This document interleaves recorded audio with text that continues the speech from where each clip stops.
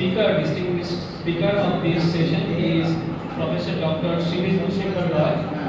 Now I would like to invite the coordinator of this FDP, the HOD of Mechanical Engineering Department, to felicitate our speaker of this session. Sir.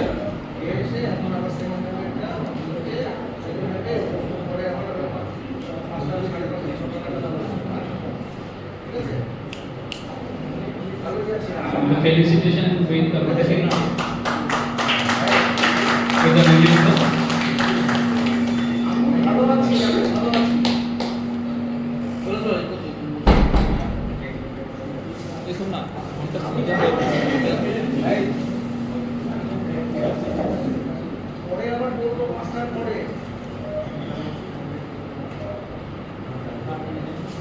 Thank you, sir.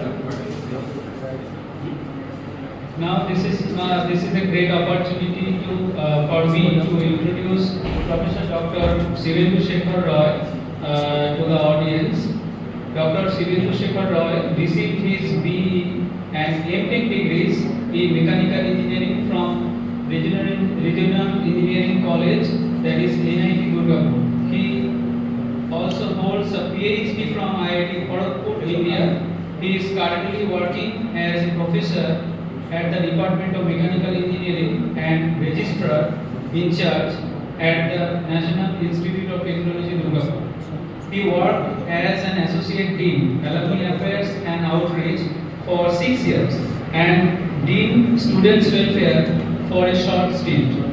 Dr. Roy has published more than 92 papers in national and international journals and conference proceedings, as well as 2 books and 5 book chapters, and has filed a number of patents and design registration in the area of product development, including low-cost oxygen concentrator and briquette molding machine.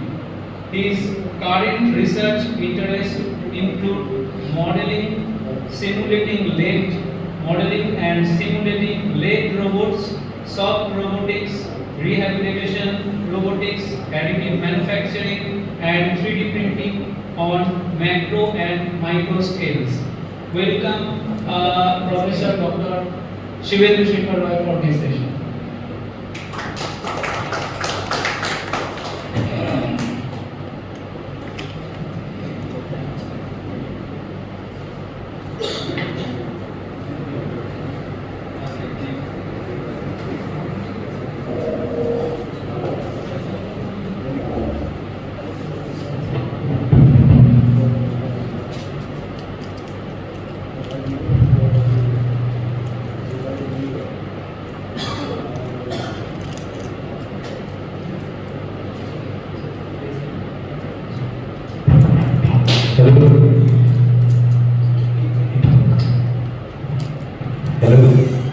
Hello.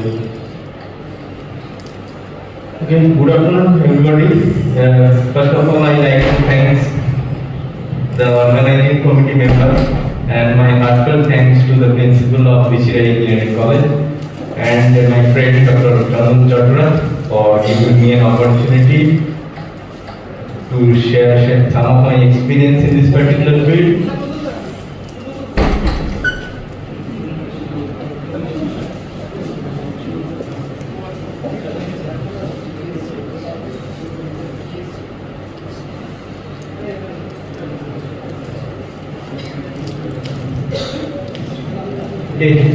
Everybody's life there is an untold story. For me also, my undergraduate teaching starts from this platform in Shibendu Engineering College in the year 2000 at the inception of Shibendu Engineering College. That time I was visiting faculty during my M.Tech course. Okay. So today's lectures in line of your faculty development program in industrial automation and robotics.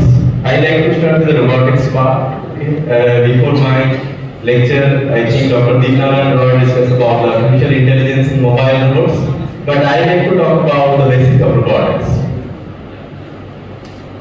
So first I like to start with a very general way, the product life cycles. Okay, product life cycle or product development cycle. Suppose if you like to develop a new product, first thing you have to identify the needs. Needs it will come from the customers or the manufacturer's point of view or point A. After identifying the needs, then you have to search the market. That means you have to collect the relevant design information from the patent search, from the website search, and after that you have to do the techno-economical feasibility study, whether you really need to develop a product in our country or not, whether it is technologically feasible or economically feasible or not. After the study, you have to go for your broad problem definition, and then you have to draw the tentative task specification. And based on that, there will be design thinking, design conceptualization, that means mechanism synthesis, modeling and simulation, followed by different engineering analysis. Modeling and simulation, that means your kinematics and kinetics modeling. Next will be the engineering analysis like finite element analysis, then design optimization, followed by the design evaluation.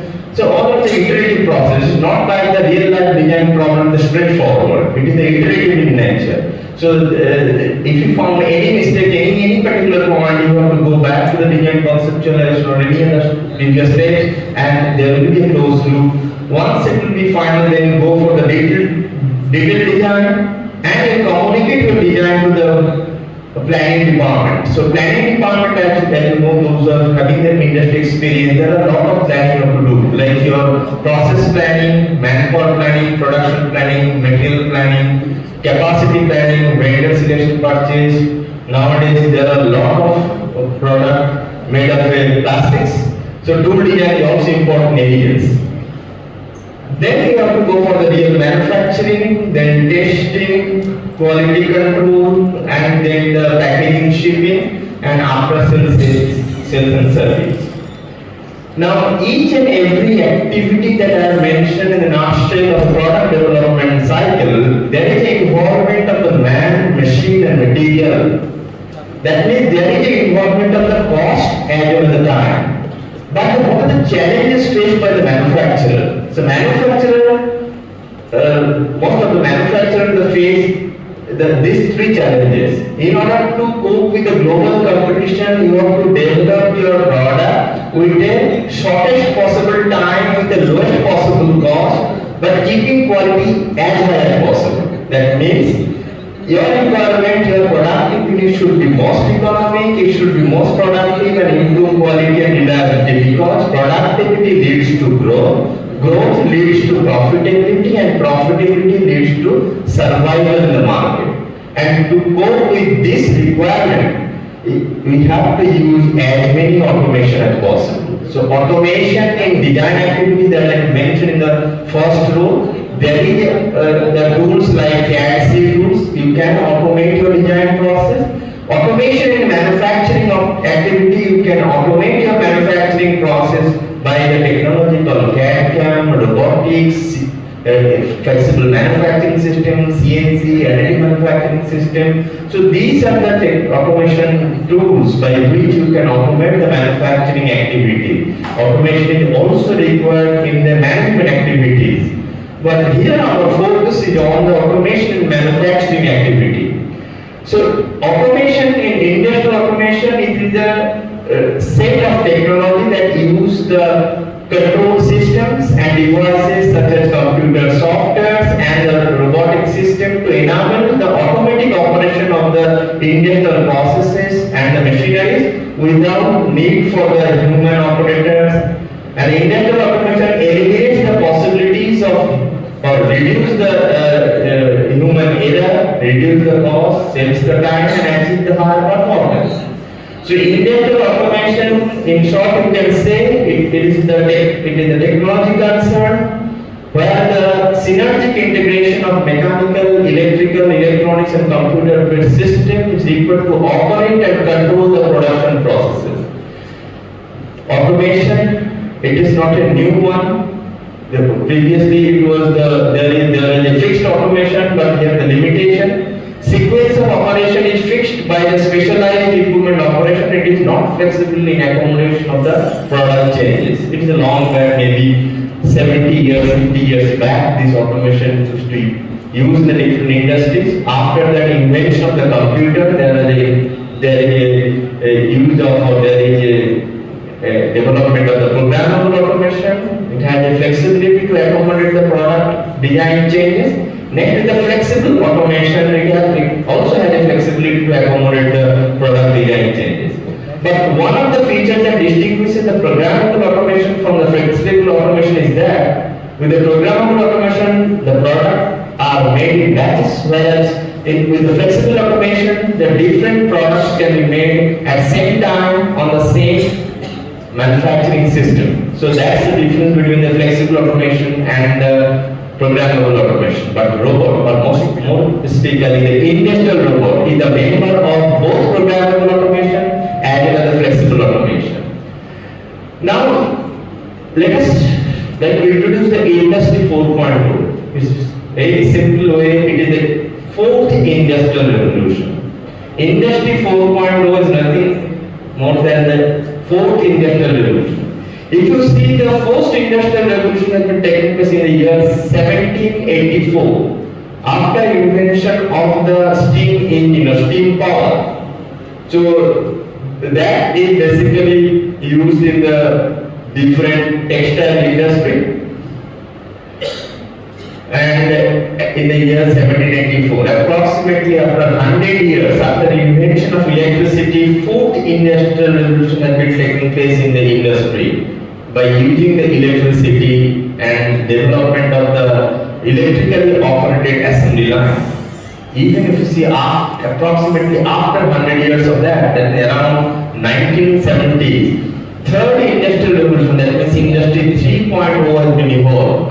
That means after the invention of the computer control system like CNC, robotic system, third industrial revolution has been taking place in industry. There is the application of CNC, there is the application of robotic system, or many other computer control system. So that was the third industrial revolution. But after that, the industry is moving in a very faster space because of the invention of the internet.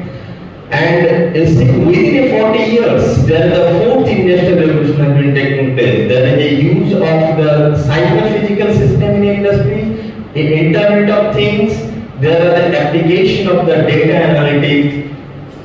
Along with that, the technologies which is used in the industry 3.0 or the third industrial revolution. So in short, industry 4.0 is the current trends of automation in manufacturing.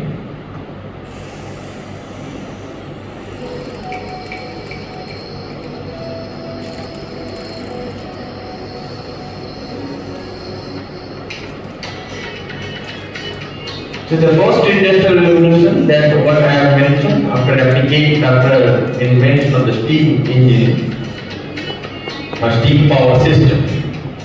Second industrial revolution, after invention of electricity, the automatic assembly line in a different industry.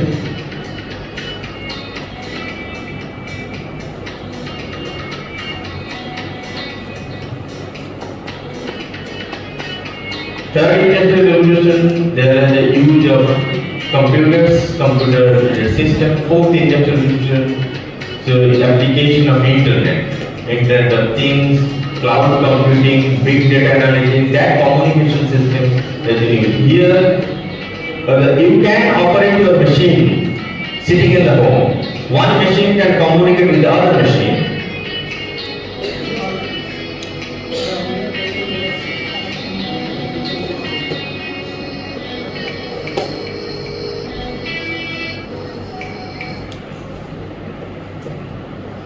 So these are the different technologies in the area of Industry 4.0, like Internet of Things, Big Data Analytics, Cloud Computing, Cyber Security, Cyber Physical System.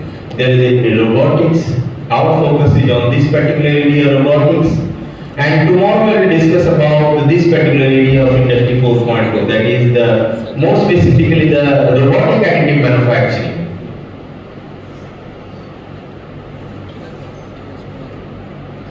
Now let us start with the basic thing because I know that after lunch taking the too many research oriented topics will be boring, because at least for me it is boring after lunch.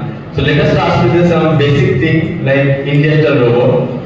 So industrial robot part, as all of you are teacher, you used to teach this one. Same thing I will repeat, maybe in a different color. So once upon a time, there was a desire of human being to create a human-like machine that can perform tasks that humans do not like to perform or cannot do them efficiently at a stretch. That humanoid concept of robot has been inspired by the science fiction stories and film in the mid 20th century, like this. But this one is now the humanoid robot is in reality. You just see the Honda Asimo robot in reality, and I quickly show along with that. I'd like to show another one. Maybe there are students from the Visual Engineering College participated in the year 1920 January, most probably in the Netaji Indoor Stadium of Kolkata. So Robot Sophia, AI-based humanoid robot.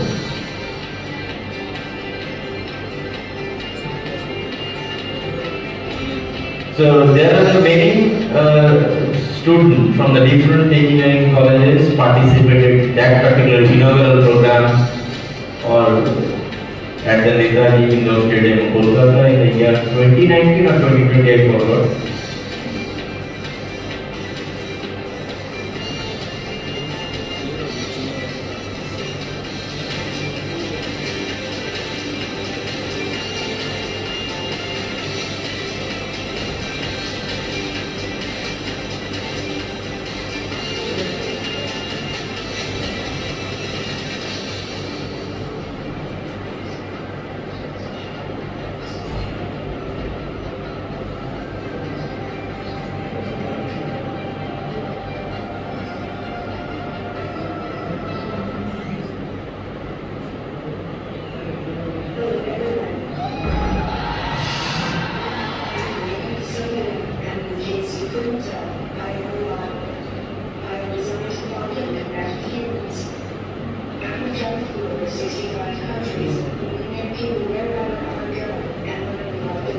Okay, let us skip this video. It's brief.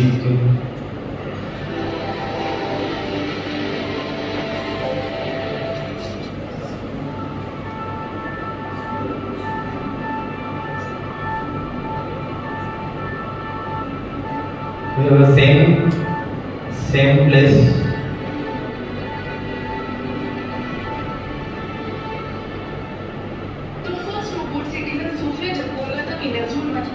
Nazrul में आलम यह था कि घंटे भर में ही नजरूल का hall full हो गया। सैकड़ों की संख्या में छात्रों का हुजूम जमा रहा। मौके पर टेक्नो इंडिया के चेयरमैन प्रोफेसर गौतम राय चौधरी, डॉक्टर कुणाल सरकार, डॉक्टर सुमन मुखर्जी, प्रोफेसर सुजय विश्वास व अन्य गण्यमान्य मौजूद थे।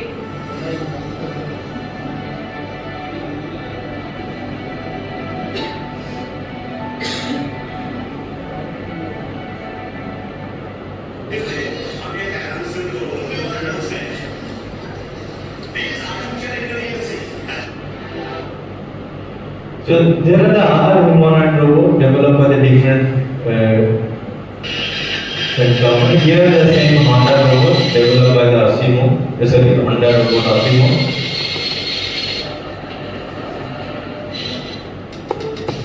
So if you see the mechanical engineering point of view, it is inside the full of mechanism.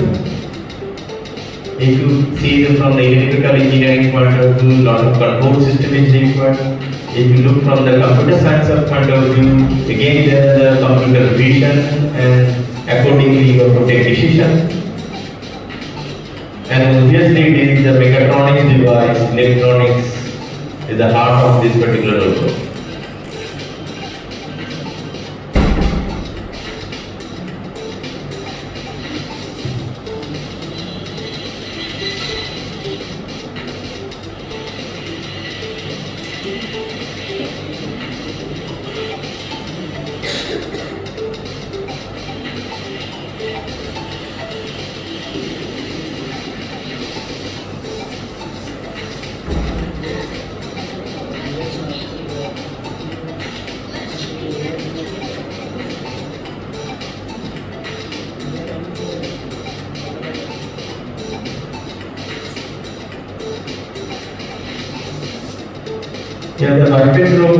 humanoid robot staircase ascending and staircase descending. Though it looks like a very simple, but for a robot it is extremely difficult to control descending and the ascending.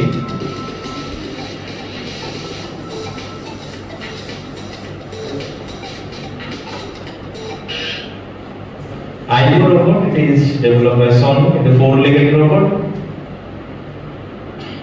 So our focus is mostly on this one, industrial robot. If you know the typical industrial scenario, lot of robotic system, robot is used in the industry, in the automobile industry, aircraft industry, or any product development industry for spot welding or any kind of welding purpose, assembly purpose, for laser cutting, painting. So these are some statistics that we mentioned here. So all are the industrial robots. So here the robots are actually acting individually. But nowadays a new concept is the cobot, the collaborative robot. That is also another emerging area in robotics. Professor Shibendu Shekhar, he will discuss about that in 20 the collaborative robot.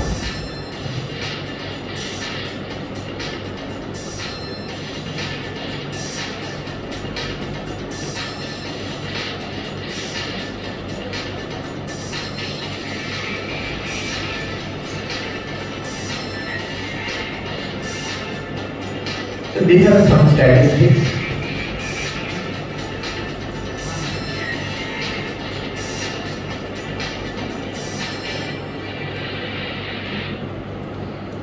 Now, what is robot? There is no clear-cut definition of robot till today, but there is a definition of industrial robot. So, if anybody asks what is the definition of robot, there is no such definition of robot. But the term robot, the robot term basically coined from the Czech word robota, which means the force leveler or slave leveler, and that has been mentioned one Czech story that is RUR. By the Czech writer Karel Čapek. And if you see the evolution of robot, and so I like to skip this part, it will take too much time.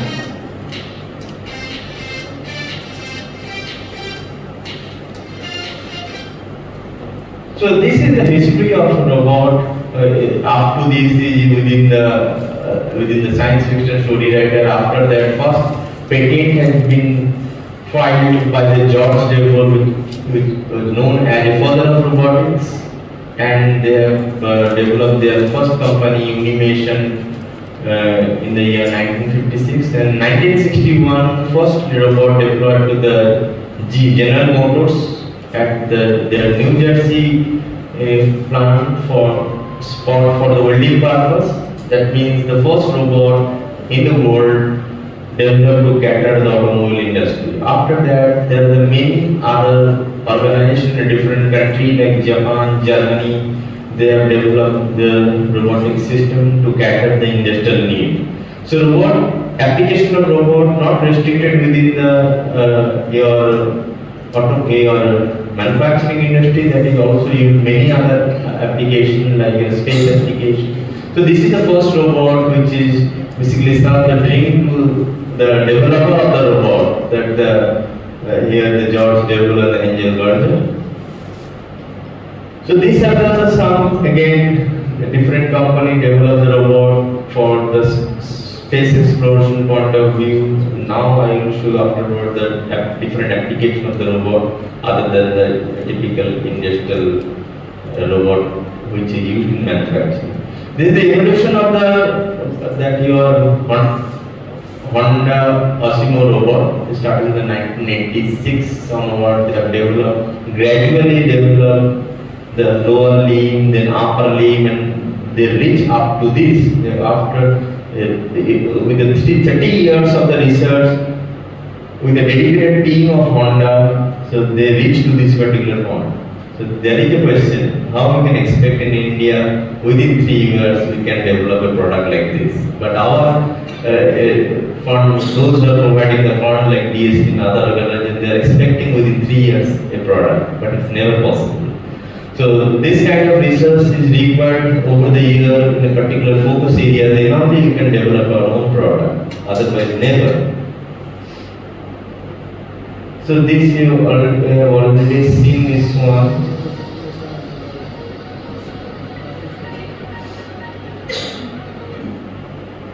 Now classification of robotic system or robotic device. Based on the mobility, the robotic system are broadly classified into two groups. One is the robotic manipulator, another the mobile robot. The robotic manipulator name itself is clear, it will manipulate the object in 3D space. So robotic manipulator, it is the mechanism or base is fixed and purpose is to manipulate the object in 3D space.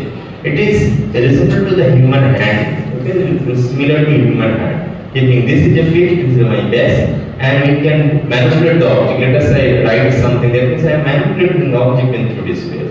And this example of a serial manipulator. So this is the next. This is example of a serial manipulator. All this as serial manipulator. Next is the parallel manipulator. Serial manipulator. So this is the base. Then links are connected in series. At the end there is the end effector. Now parallel manipulators. As you see, this is the base, and this will be your end effector, and actuation has been taken place parallel. Flexible manipulator. It has a flexibility either in joint or in link or both. Okay, so mostly used in a surgical purpose and many other applications like space application. Next will be your mobile robot, where whole system will move. In case of a robotic manipulator, base is fixed and move by joint actuation, arm will move and it will manipulate the object in 3D space. But in case of a mobile robot, whole system will move from one place to another place. Now, depending on the mobility, the mobile robots are classified into wheeled mobile robot or wheeled robotic vehicle. Wheeled robotic vehicle means unmanned robotic system, unmanned wheeled system. When you replace a driver of a car, it becomes robot and it will move. If you know that in China, over the road there is an unmanned vehicle, wheeled vehicle. That is a robotic vehicle. Because when you just replace human being by a robotic system means human driver you are replacing. That means you are replacing the vision system, because human driver first capture the information from the external world from the eye. Same thing you have to implement here. To gather the external world, you have to deploy or you have to insert the computer vision system or the robotic vision system, and then that you will get the image has to process by image processing, that will go to the artificial intelligence algorithm, and that algorithm will take the decision whether you have to steer on right side or left side, and based on the decision that signal will pass to the actuator. With the steering actuator you have to attach an actuator to actuate the steering to replace the human driver. So that vehicle, unmanned wheeled vehicle, you can call as a robotic vehicle. Next will be the track vehicle. Again, same thing. When it is unmanned, that means you have to equip with the proper sensors and the proper algorithm to make it unmanned. Next will be the dream one, that is the legged robot. Depending on the number of legs, it may be two-legged robot or biped robot. It may be the four-legged robot to mimic the animal. It may be the six-legged robot to mimic the insect. Next will be your aerial robot.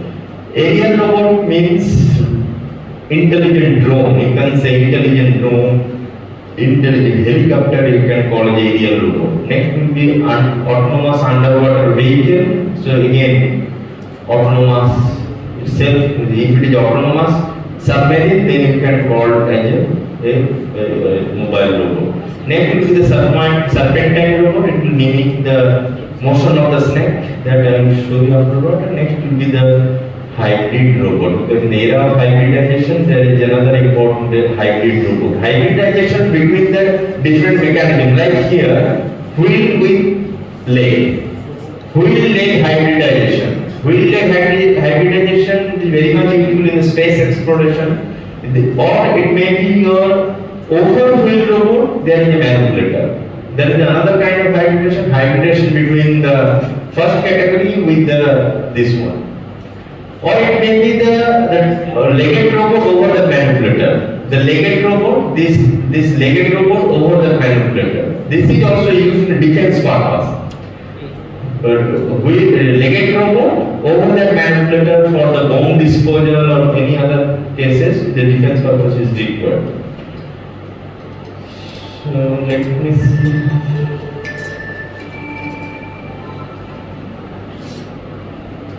So one of the leading robotic research institute in USA for the Boston Dynamics, they are basically manufacturer of the legged robots. So here I would like to show you video first, and from here it is clear the legged robot having advantage to navigate over the uneven terrain. Your terrain which is full of ice or the slippery terrain, rocky terrain.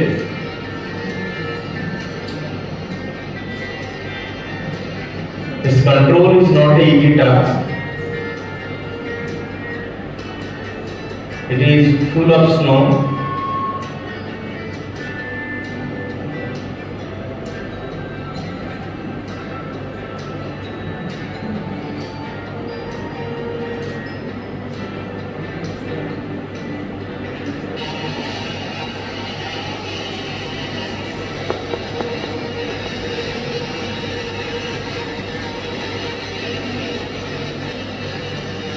So this is how difficult terrain is.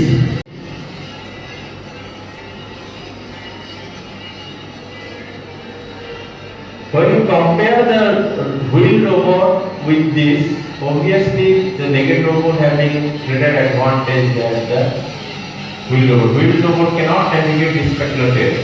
Tag vehicle to some extent can navigate, but wheel robot is not.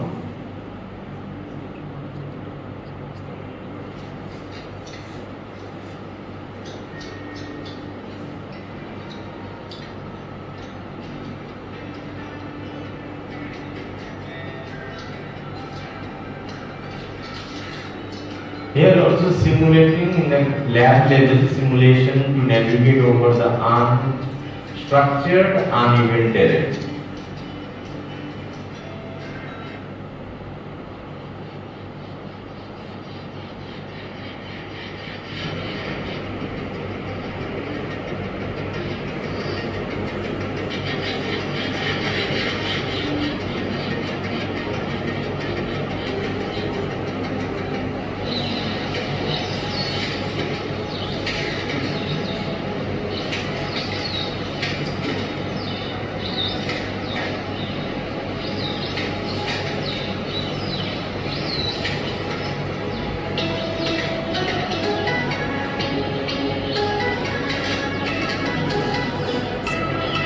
Here also you see is full of mechanism.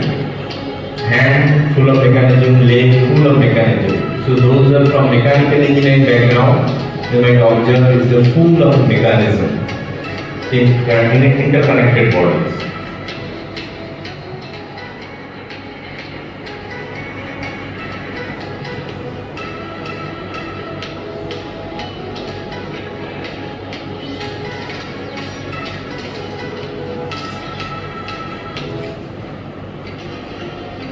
So this is an example of hybrid robot. Wheel and leg both are there. This is an example of a hybrid robot.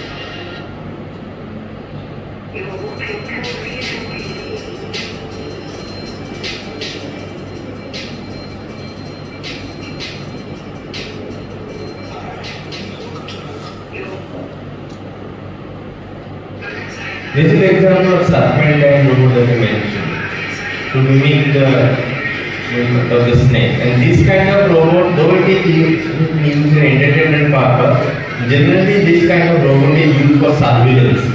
Not surveillance. Due to the earthquake, there is a debris. Below the debris, there is any life is there or not. So to check that one, this kind of robot is made for rescue purpose. Rescue within the debris after earthquake.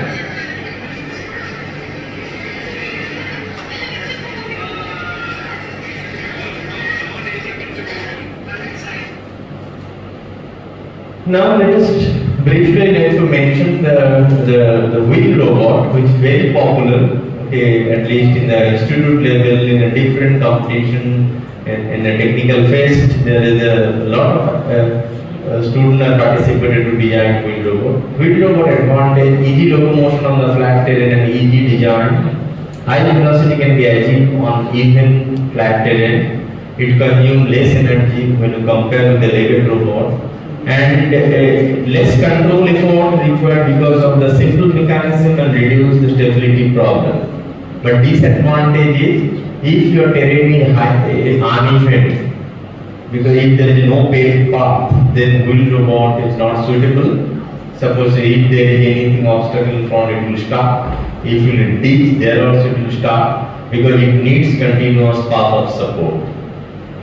So depending on the application, you have to choose the robot. Whereas the legged robot having certain advantage. So legged robot locomotion on a natural terrain like that you have seen, the muddy terrain, rough terrain, soft terrain, sandy terrain, your slippery terrain full of snow. So there your legged robot is very much suitable, and so that is why application is the defense application, legged robot is very much useful. Omnidirectional motion is easy in case of a legged robot and better mobility is possible. Because in case of a wheel robot, when you take the turn, you have to take a turn with a certain radius. But if you like to take a turn in case of a legged robot like here, I am moving like this, if you like to take 90 degree, I just move like this way. So that omnidirectional property is there in case of a legged robot. Isolated foothold is used by the legged robot. You just see, legged robot uses the isolated foothold if there is any ditch or any such discontinuity. So it can easily overcome by the legged robot. And also as it is used a small foothold, there is less damage in the natural terrain. So that is the advantage of legged robot. Next important legged robot in respect of your carrying any instrument in defense. So active suspension is possible and it decouples the path of the body from the path of the feet. Meaning, in case of a wheel robot, if ground is sloping ground, over that when it will move, the body is also in an incline. But in case of a legged robot, by adjusting the leg angle, leg link angle and leg link length, keeping your body horizontal, you can navigate over the irregular or uneven terrain. So there will be, if you keep anything over here, so no need to worry about that, it will remain as it is. You can easily carry that particular equipment. So that is the advantage of a legged robot, but every robot has their own disadvantage. Legged robot also having the number of disadvantages. Design is very complex because mechanism is complex, that you have seen leg mechanism is relatively complex and obviously complex in control algorithm development. High energy consumption because each leg there is a number of degrees of freedom, that means number of motors is there and consumption energy is more, and very slow motion in even terrain if you compare with the wheeled vehicle. But legged robot is suitable for uneven terrain. Their velocity or speed is not that a big issue because the terrain where wheeled robot will fail, that terrain the legged robot will stop. So that case velocity at the uneven terrain is not at all an issue. Now you compare the number of legs and their advantages. Obviously more number of legs means more stability, but the control complexity will be more, energy consumption more. But if you compare the two multi-legged robot, one is a four-legged robot, another is a six-legged robot. Six-legged robot has a better static stability, less susceptible to deadlock situation, and highly robust. That means even if one leg will fail, then using the remaining five legs, it can easily navigate. But obviously the six-legged robot design complexity will be more. It will take more energy because more number of actuators are present in a six-legged robot. Okay, this is the brief about the mobile industrial robot, robotic manipulator, and the mobile robot. Now we have to focus on the industrial robot. Industrial robot, what is a lot of application of Industry 4.0. Now, as I mentioned previously that there is no such clear-cut definition of robot, but there is a concrete definition of industrial robot which is proposed by the Robot Institute of America in the year 1979. According to their definition, robot is a reprogrammable multifunctional manipulator designed to move materials, parts, and specialized tools and specialized devices through the variable program motion for the performance of variety of tasks. So in this definition of industrial robot, there is a three keyword. One is the reprogrammable, second is the multifunctional, and third one is the manipulator. Manipulator, what itself says, is the mechanism which manipulates the object in 3D space, like my human hand. But first two, a mechanism which is used for multiple purpose. How? By changing the program. That is the reprogrammable. Obviously, as the word reprogrammable is there, that means it is computer control. You change the program in your computer and you can use for the different application. Same robot can be used for your welding purpose, laser cutting purpose, assembly purpose by changing the program. With this keyword, you can tell that your earth moving machinery is not at all a robot. It neither reprogrammable nor it is multifunctional. It is not a programmable machine. It is not a computer controlled system. So there are many other definitions which is proposed by different institutes, but all having the more or less same keyword. So example of a robot, industrial robot, you have already seen this video. I like to show you here the welding robot. Here it is welding robot developed by the ABB, one of the leading robot manufacturers. You see, this is a joint, rotary joint. This is another rotary joint here. So this is the base. This is the base. Then there will be number of rotary joints here.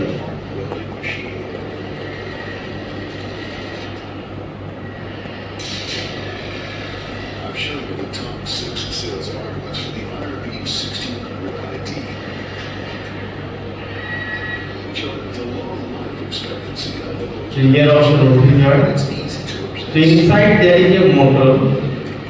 So this is the wire feeding system in the welding robot.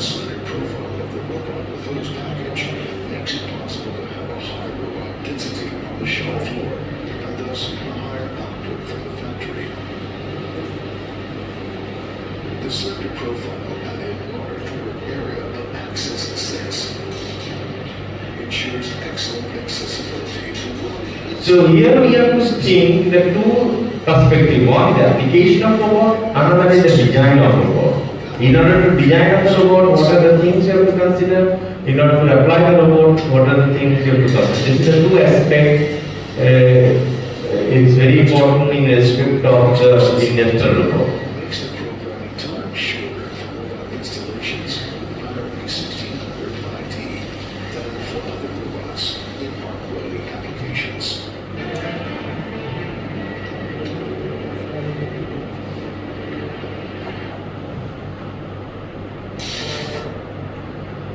Now I like to show another example, which is the electronic device assembly.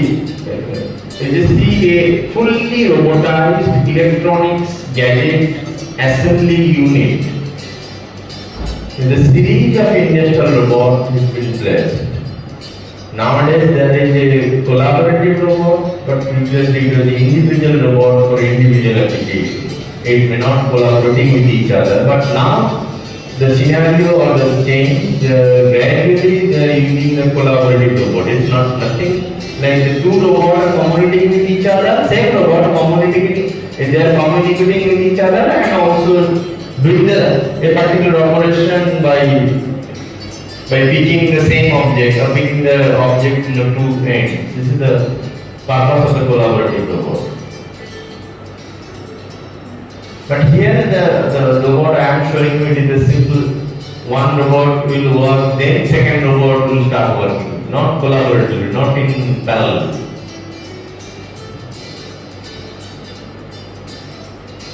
So here the electronic gadget assembly is fully automated.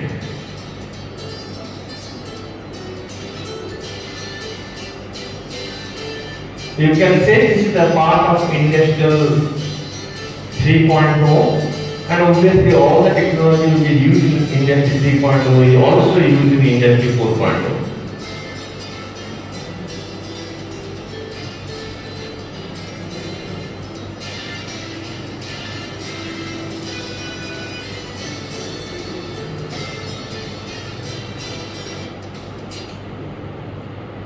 Now quickly let me mention the compare the human anatomy with the components of the robot.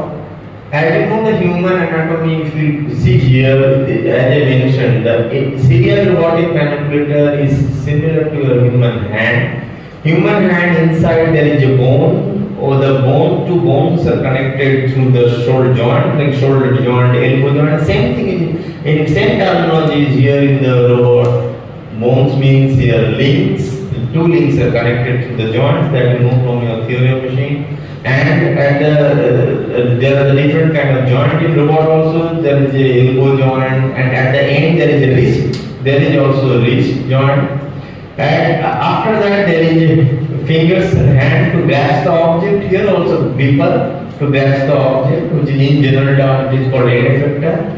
And we human being will gather information from the external world through the different sensors like ear, nose, skin, and the most important sensors is the eye. Similarly, the robot having different kind of internal and external sensors, and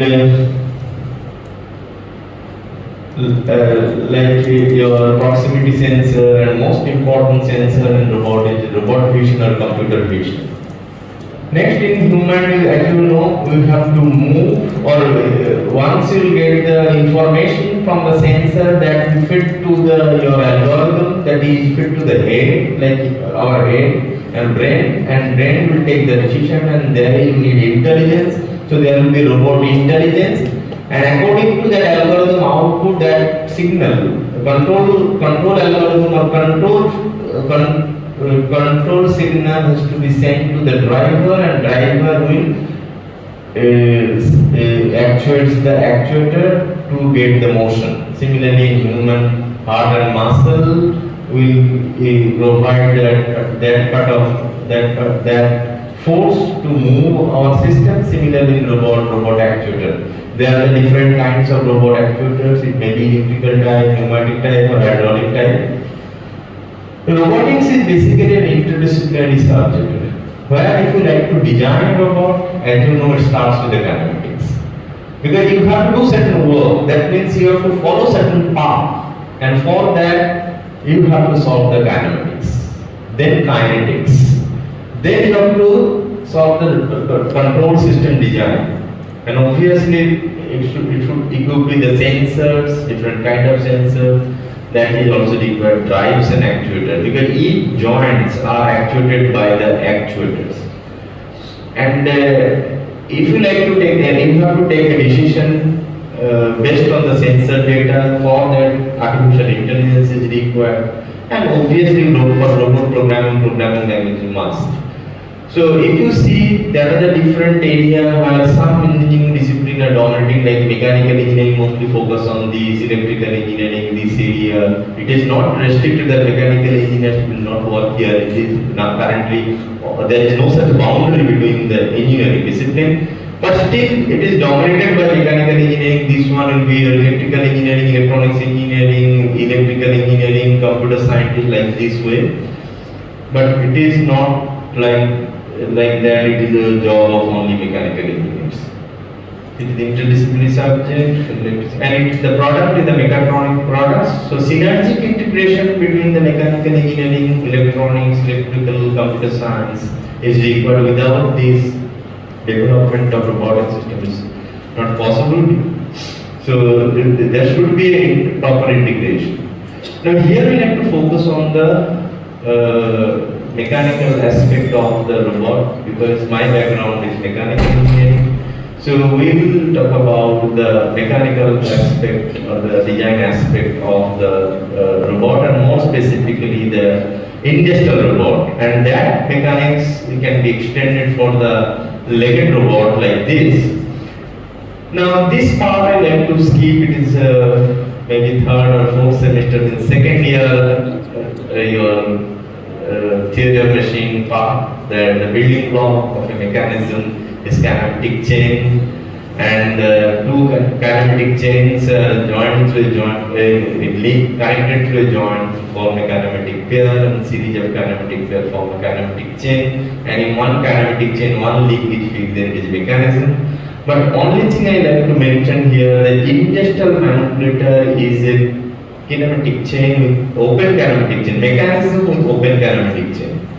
But undergraduate level we used to study only theory of machine, we used to study only the mechanism with closed kinematic chain, but industrial manipulator design is based on the mechanism with the open kinematic chain, because the last link is your singular link. In case of a closed kinematic chain, all links are either binary link or higher. But in case of a industrial robot, which is designed based on the mechanism with open kinematic chain, last link is the singular link. So again, our focus is on the special mechanism with the open kinematic chain, that is this one. I like to skip this particular part, I don't know maybe. Now, what type of joint is used? That is important when you like to design of a robot, industrial robot. There are the different kinds of joint, as you know, according to the nature of contour, lower pair, higher pair, within the lower pair. So these are the different variants depending on the relative motion, like the prismatic pair, turning pair, smooth pair, cylindrical and spherical. Out of which this is 1 degree of freedom, this one is 1 degree of freedom, this one is 1 degree of freedom, this is 2 degrees of freedom, this is 3 degrees of freedom. Now, in the design of an industrial robot, there are two types of joint are mostly used. One is your prismatic joint, that is the linear joint, here I noted as a P. Another one is the rotary joint, which is designated rotation I have used the R. Again, this prismatic joint and rotary joint are subdivided into two. One is called the revolved joint, another is the pivot joint. Now, prismatic joint, it is having 1 degree of freedom because your joint variable is only the linear translation D. Rotary joint classified into revolved joint and the pivot joint. The difference between both having the 1 degree of freedom, because the joint variable is theta, the rotation of one link with respect to another link, that is theta. But only difference from the construction point of view of these two joints. In case of a revolved joint, you just see there is the axis of motion, axis of rotation, which is perpendicular to the link or the plane on which the link are lying. But in case of a pivot joint, the axis of rotation is along a link. That means in case of in case of your revolved joint, this is one link, this is another link, this is the axis of rotation. That the axis of rotation is your perpendicular to the link. But in case of a pivot joint, this is one link and this is another link, it will rotate like this. The axis of rotation is along the link. That's the difference. So, but both having the variable is theta and your degrees of freedom is 1. And these two joints are mostly used. I like to show you brief. The video is long, but I like to show you only some portion of this video. so that you can identify the type of joint is used in a relatively complex humanoid robot, not at all industrial robot. Complex humanoid robot has been developed using only these two types of joints, even only one type of joint. So here you can see the hand portion. If you see the hand portion, you see 1, 2. These two you can easily observe. These two joints are rotary joints, and more specifically they are revolving joints. So this is one revolving joint. This one is another revolving joint.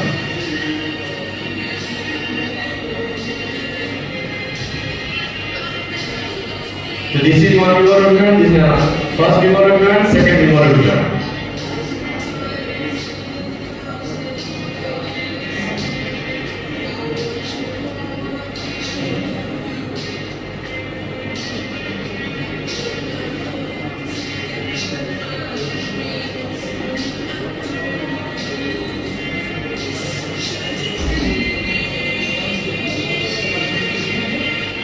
So type of joint is rotary. Within that, as per the sub-classification, these two are revolving joint. This one is revolving joint perpendicular. Now here, see here, from the base there is a joint. So this joint, you see, axis of rotation is along the link. So that is the pivot joint. So that's the difference between the revolving joint and pivot joint, which is used to design of this particular hand. Even if you can see the entire video, total humanoid robot has been designed based on rotary joint only. Entire humanoid robot has been designed by rotary joint.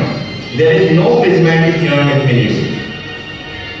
Now question is why?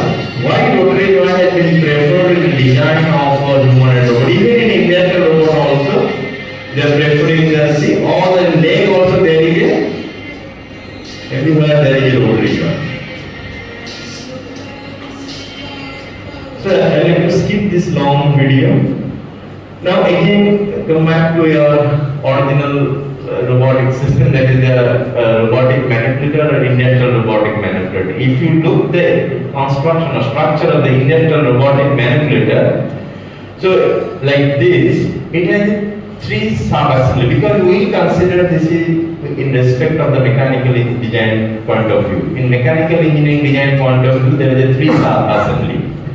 So for example, if you like to write something, let us say here, this is the duster is here. I like to do certain work. I like to wrap this particular surface. What I will do, let us say this is my base and this is the hand. I first grab this particular duster. That means once I grab, it is basically my gripper. According to the robotic term, it is gripper. After grasping, I move this duster up to here. In order to move this duster from here to here, which particular joint are basically responsible? The joint in the shoulder and the elbow is responsible. So up to this is called arm. Arm joint motion is responsible for the gross motion.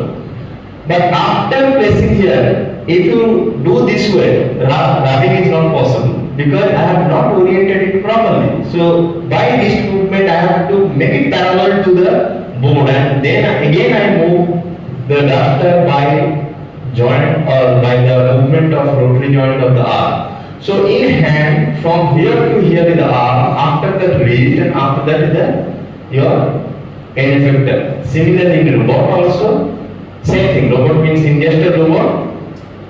From the base to up to this point is the arm sub-assembly, the first one. Next will be your wrist sub-assembly. Third one is the end effector or gripper sub-assembly.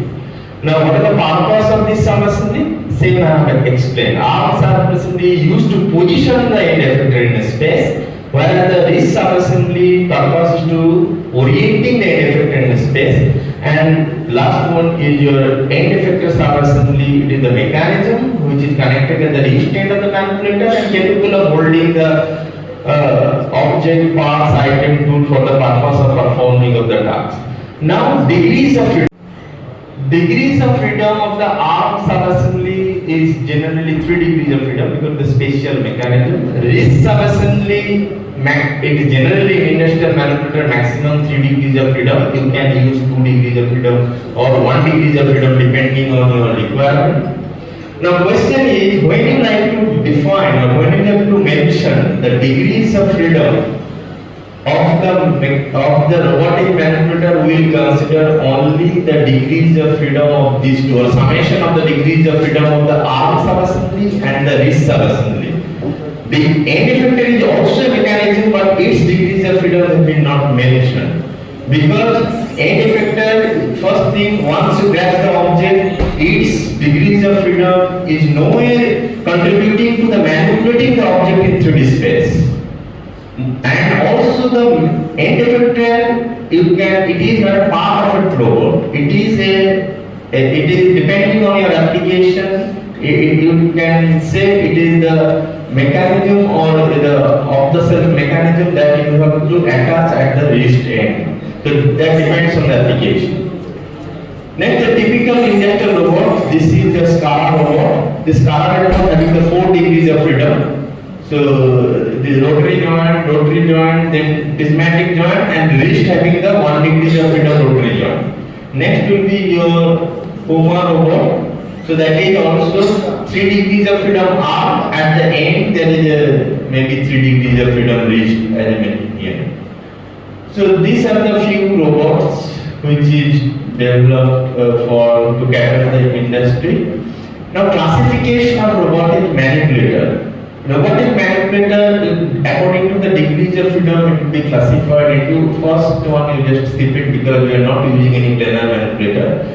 Nowadays, industry use all of the special manipulator.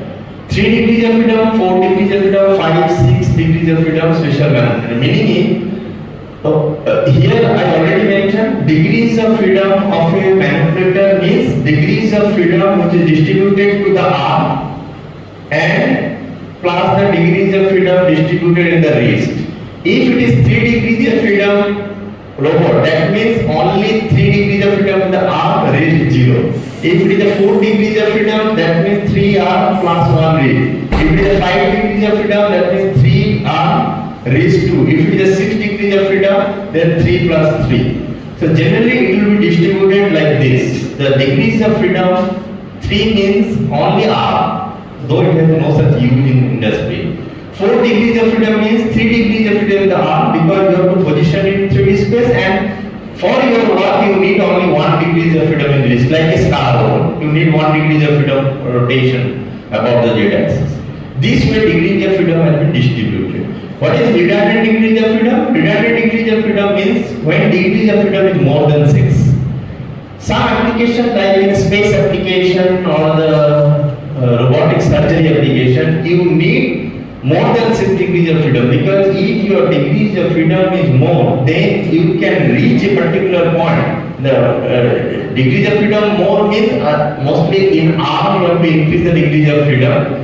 Then you can reach a particular point in number of ways, a number of configuration. That advantage you will get if you use the redundant degrees of freedom. And that is required for surgical robot, because surgical robot, when you have to do the surgery operation, you have to avoid the obstacle. That means it should not hamper your other organ, or it should not destroy the other organ. So you have to plan your path accordingly, and that time redundant degrees of freedom will be helpful. Next will be your based on the arm configuration. Arm configuration is this one. Based on the arm configuration, your robotic manipulator are classified into Cartesian configuration, cylindrical configuration, polar configuration, and articulated configuration.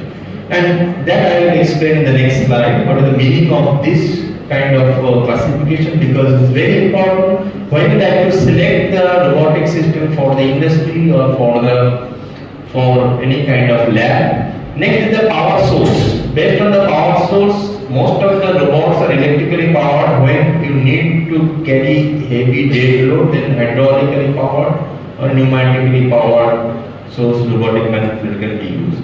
Nowadays all robots are the closed loop control. Now depending on the task robotic system, it is the change in software. There is no change in hardware in this kind of robotic system.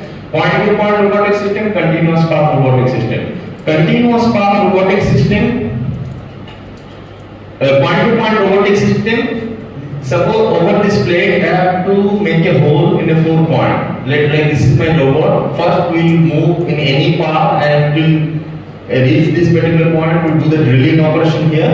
Next I have to reach this point. I can move this path, I can move this path, I can move this path. It is free. And I have to reach this particular point. I will do drilling operation. Again I have to reach here. Any path I can follow. So that is the point-to-point robotic system. But if I like to use the robot for the laser cutting like this, then there is no way out. You have to start from here and you have to follow the predefined path. So that is called the continuous path robotic system. So here only the software difference. There is no such difference in the hardware level. So next we will talk about that robotics, the classification of robotic system based on the arm. This one. Based on the arm configuration, this 4 classification.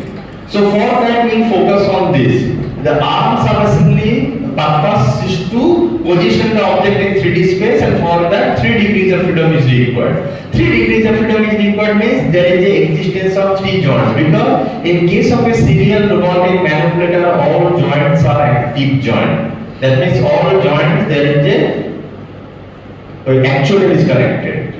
For example, in hand, if you add actuator here, you will not add actuator other joint. Then you have no control. You can control this joint, but other joint have no control. So in case of the open kinematic chain, all joints are actuated or the active joint. In case of the closed kinematic chain, some joints are the passive joint, but here all joints are active joint. So 3 degrees of freedom means 3 joints, 3 active joints. And what type of joints are used that I already mentioned in design of a robotic manipulator. 2 types of joint is mostly used, either linear joint, prismatic 1 degrees of freedom, or rotary joint, R-type. Within rotary joint, either pivot or the revolve. But generally these 2 types of joint is used because these 2 are the 1 degrees of freedom, and our actuators is also 1 degrees of freedom. Now, question is, the 3 degrees of freedom is 3 joint in an arm subassembly. So joint number 1, joint number 2, joint number 3. In these 3 joints, I have to distribute these 2 types of joint. Now just see one extreme cases. All 3 joints are P-type. All 3 are prismatic type. It is my choice. And all 3 are the P-type. That means 3P. Another extreme, we can say all are R-type of joint. But in between, there will be a combination of P and R without considering the sequence of P and R.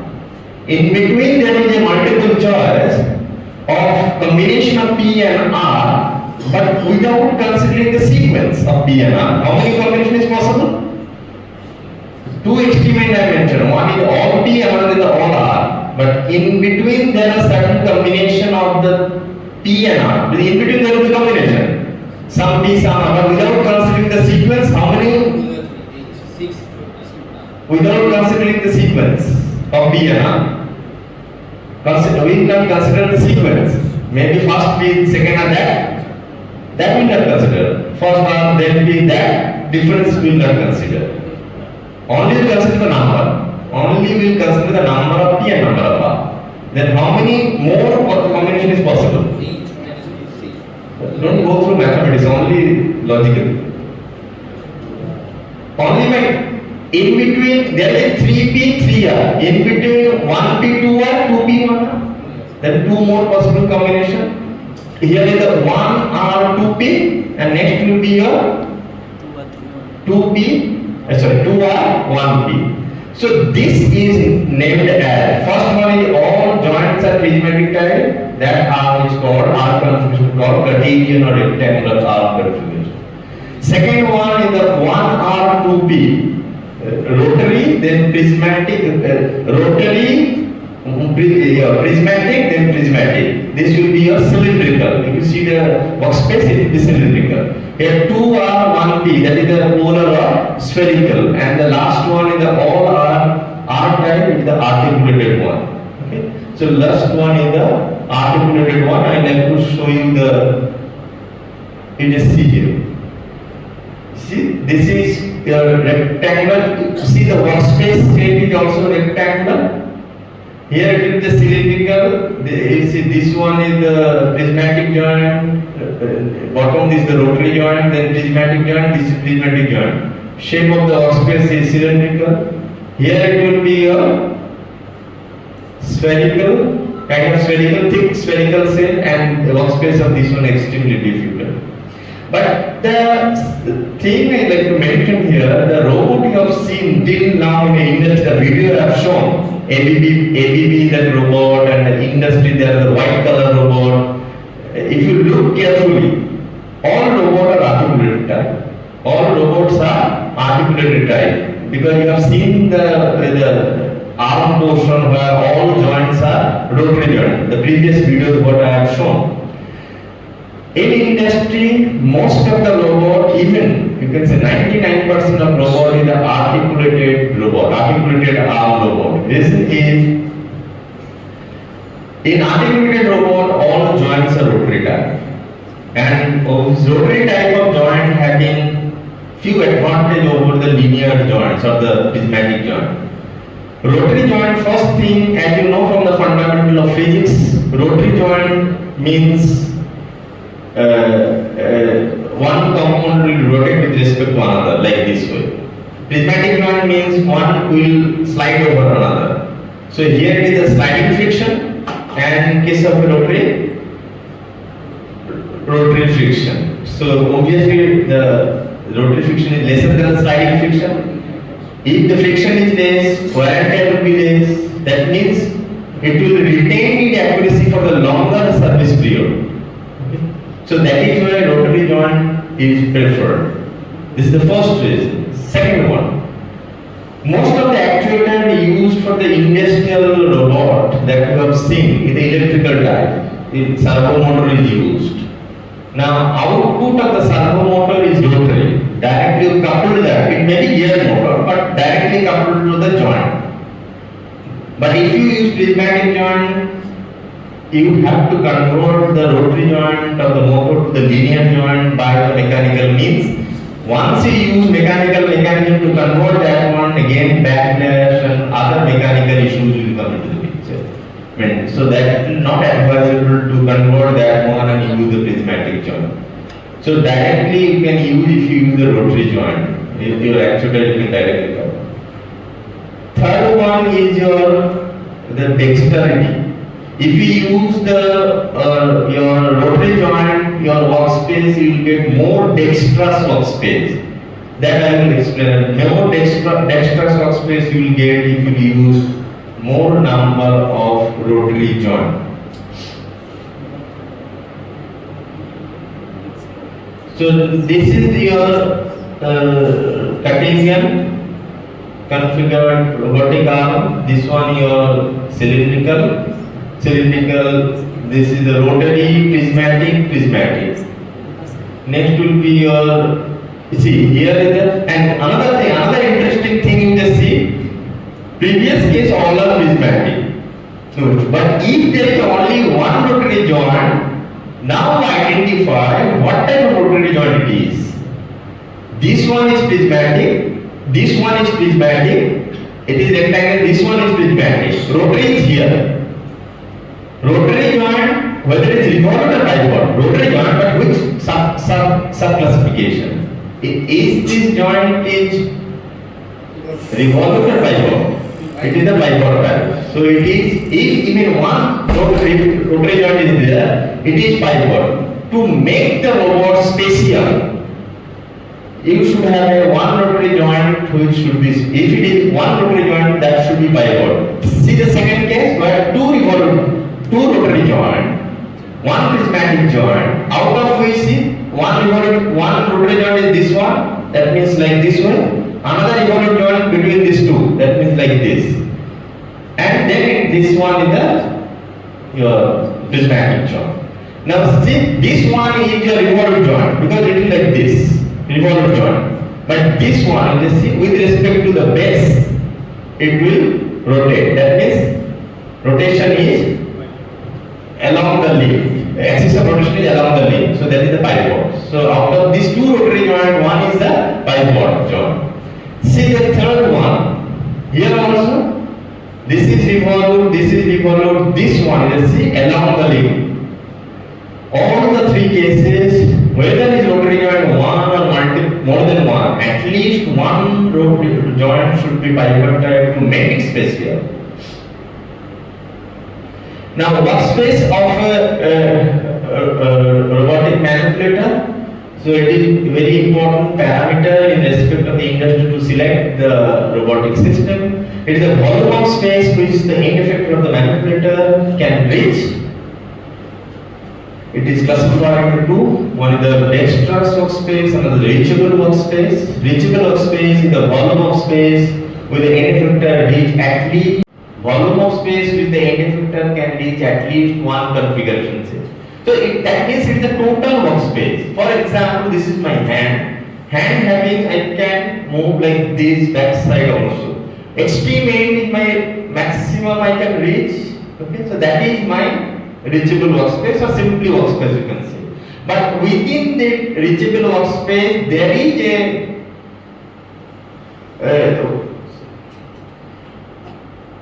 a sub-area or subset that end effector can reach by multiple configuration. For example, here in between, I can reach by this way, I can reach by this way, I can reach by this way.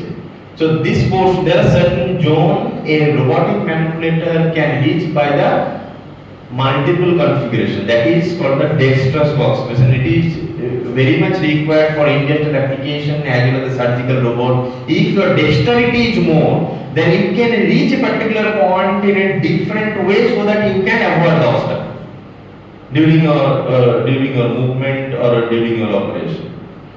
Now that means dexterous workspace is the subset of the reachable workspace. And it is the workspace it is having definite shape and size. Now shape and size depends on the shape. Obviously, you see the shape depends on type of arm configuration, not the wrist configuration.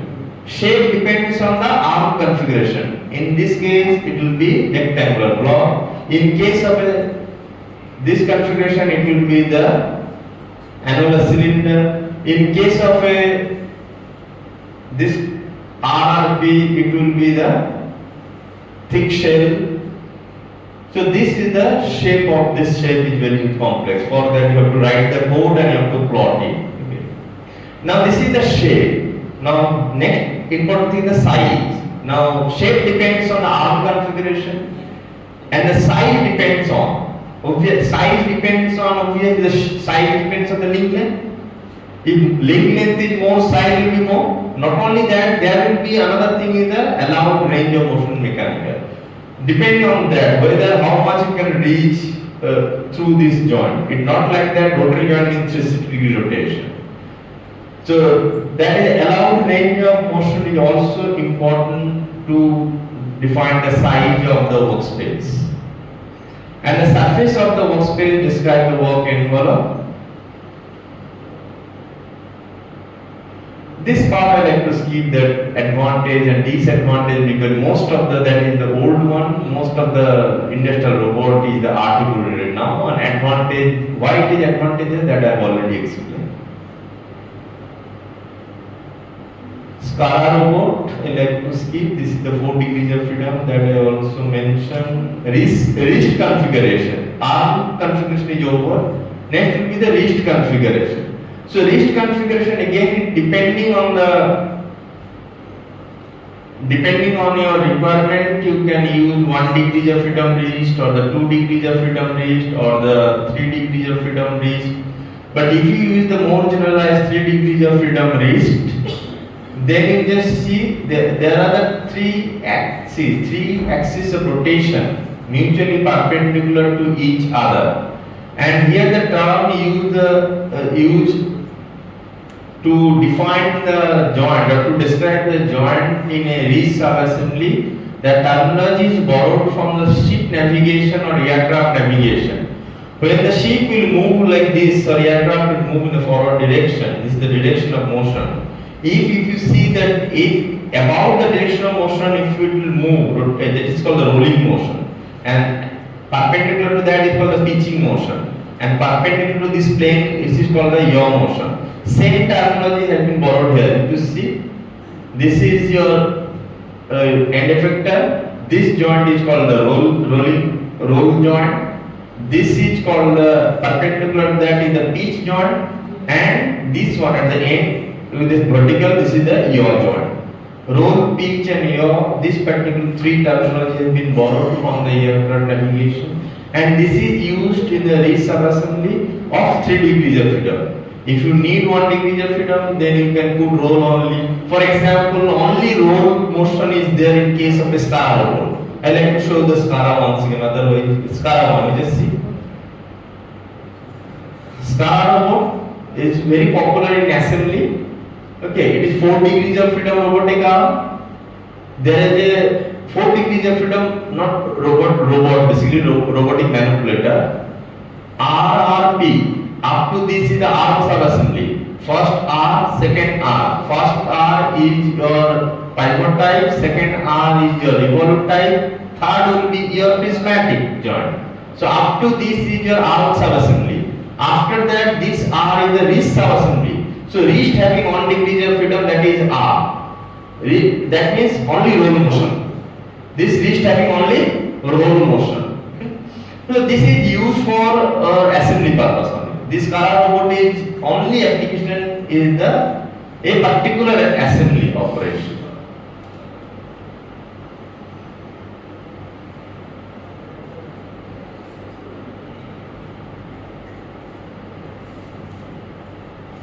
So next will be your robot end effector. This is the last sub-assembly, mechanical sub-assembly, that is your robot end effector or robot gripper. And robot end effector is the device which is connected at the wrist of a manipulator and capable of holding object, parts, item, tools for the purpose of performing the task.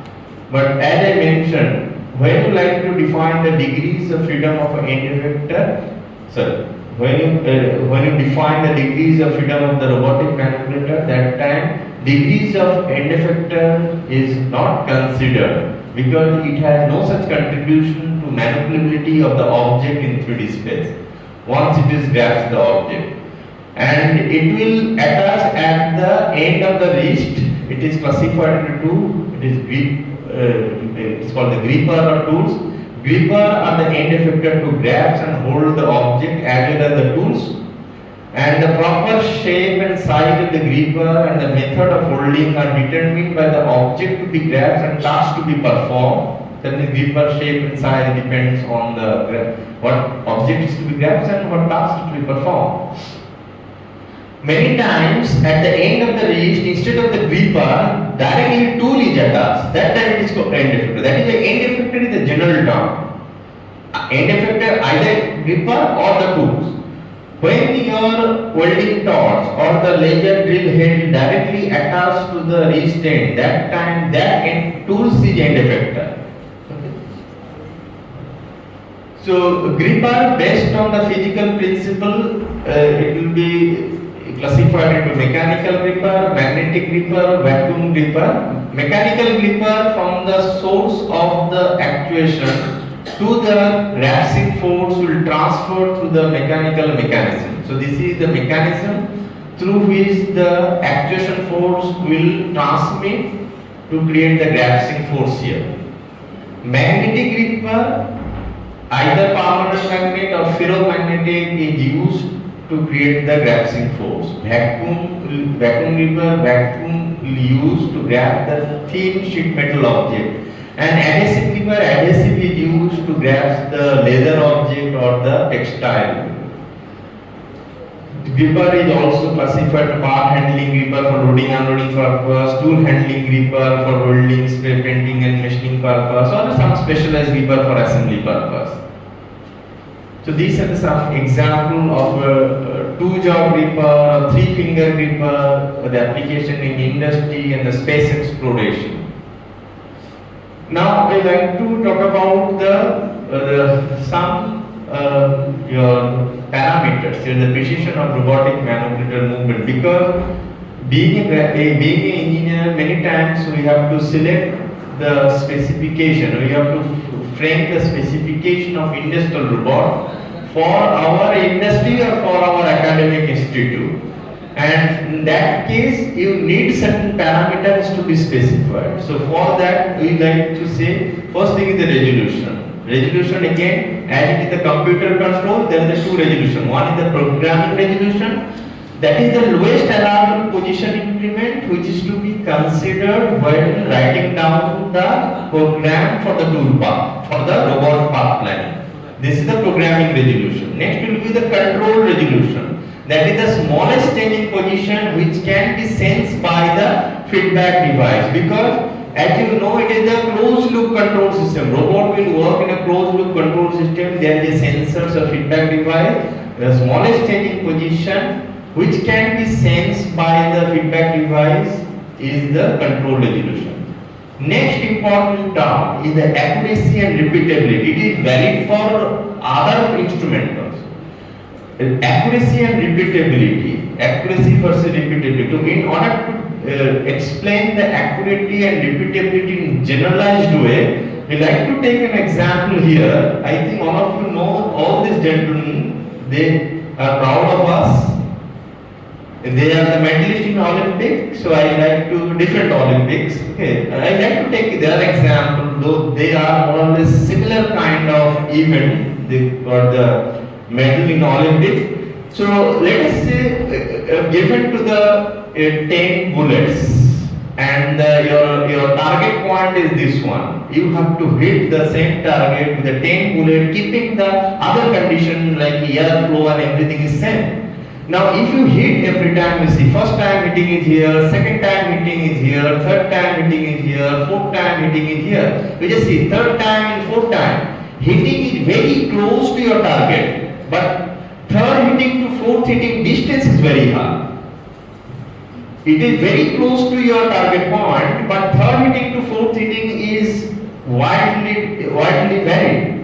Fifth one you just see, sixth one again it is high, seventh one. So this indicates that in this case accuracy is high, but repeatability is poor. Because it is very close to that, and the accuracy high, but repeatability is very poor.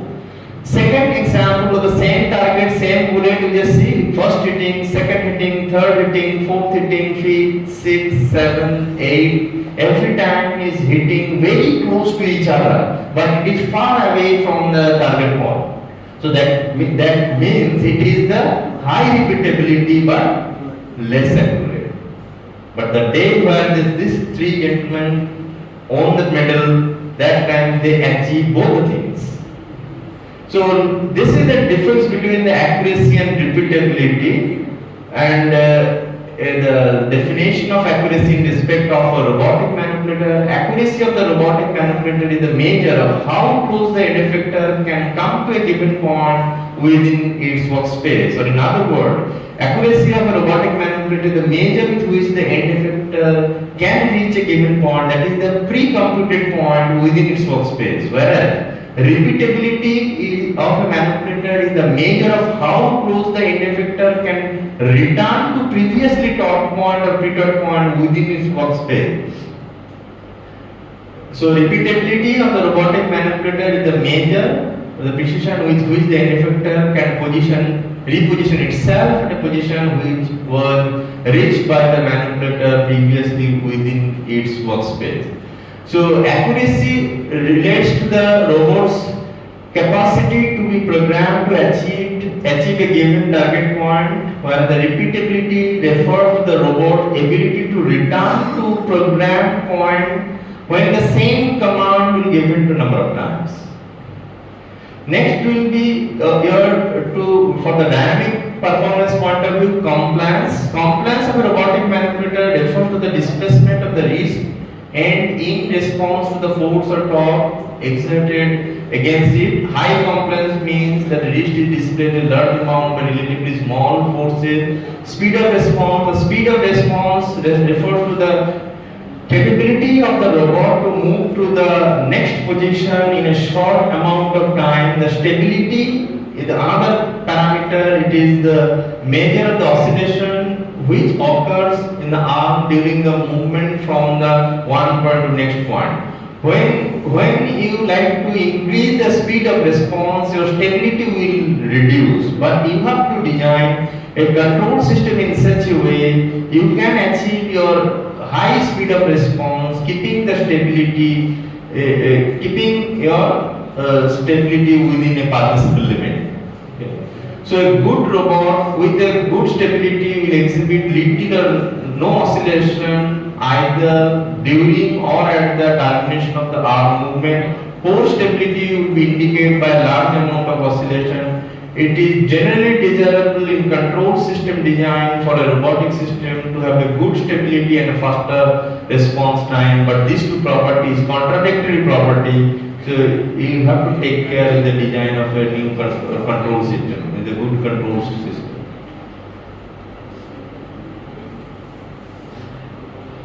Next part is mostly the actuator part. Okay, so actuators, as you know, that the actuator feedback system, everything is there, and you just see how that you have seen the ABB robot.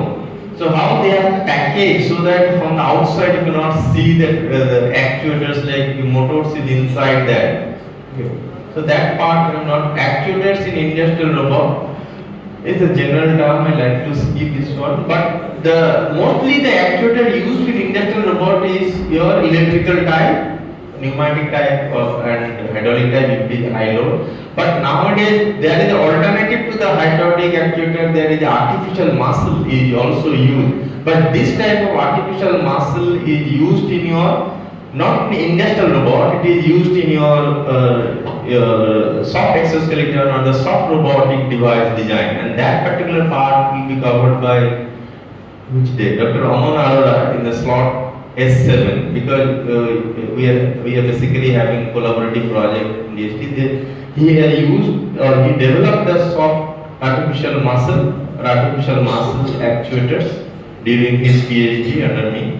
So he will discuss in detail about the actuators which is used in soft robotics, that is PAM, pneumatic artificial muscle.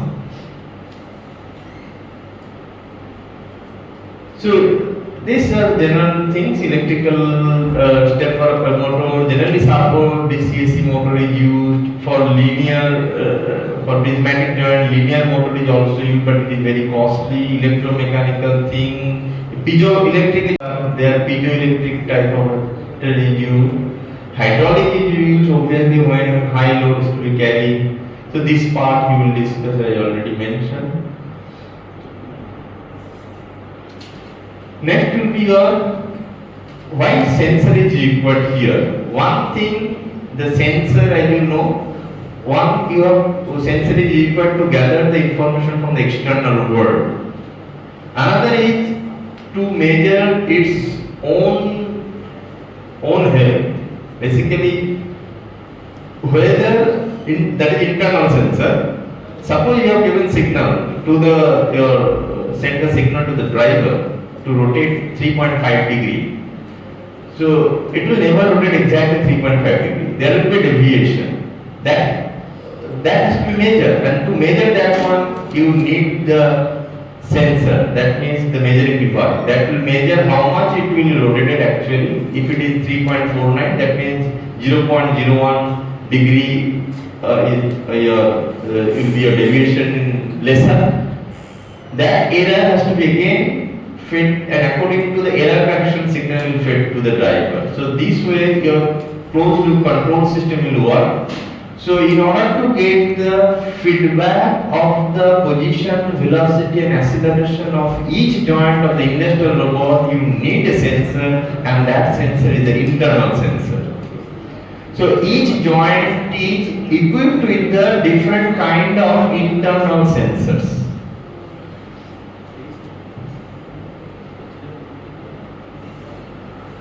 So in sensor, that part is a transducer is a device that converts one type of physical variable into the signals, the output signal, generally in a electrical form.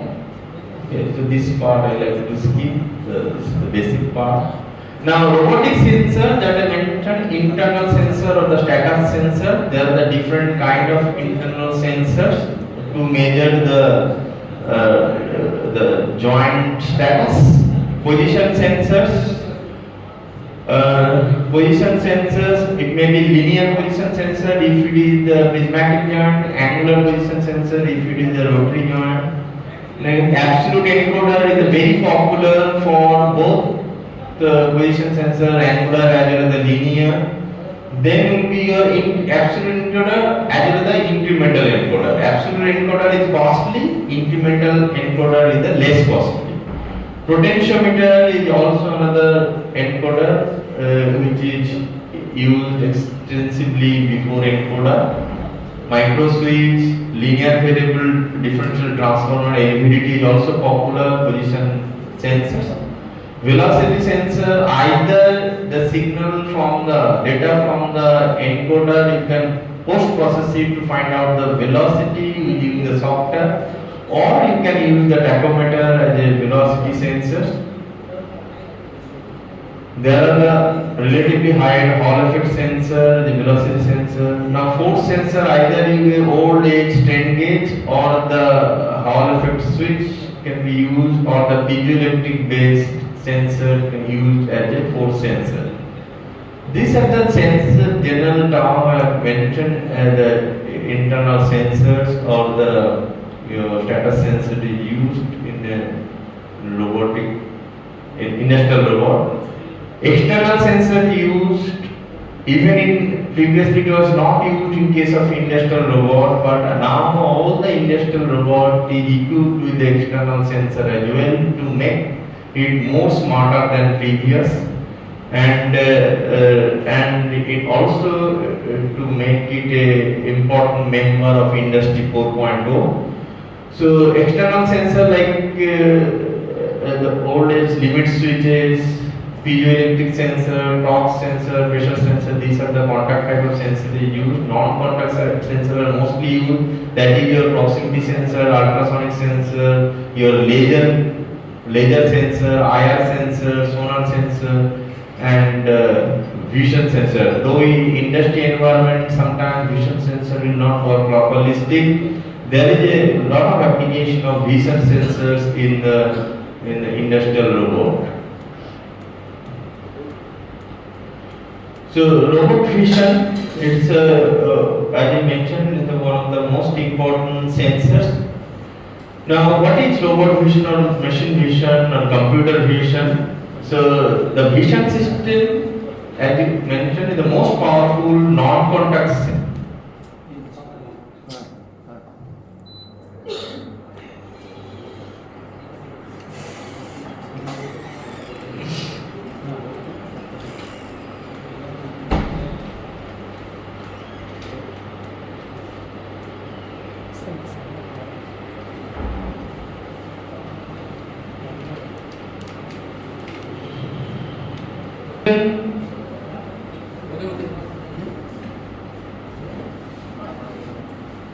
May be defined as the process of acquiring, extracting, characterizing and interpreting the information from the image of three-dimensional world. Because when you use the robot vision, there will be a camera.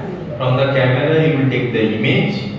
That means you have to acquire the image, then you have to extract, then characterize and then interpret the information from that image.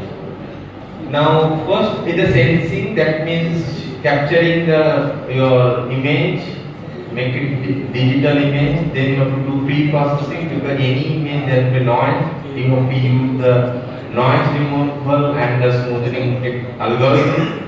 Then if you go for the segmentation sector, where you have to do the thresholding, you have to detect age, and you have to do the region drawing.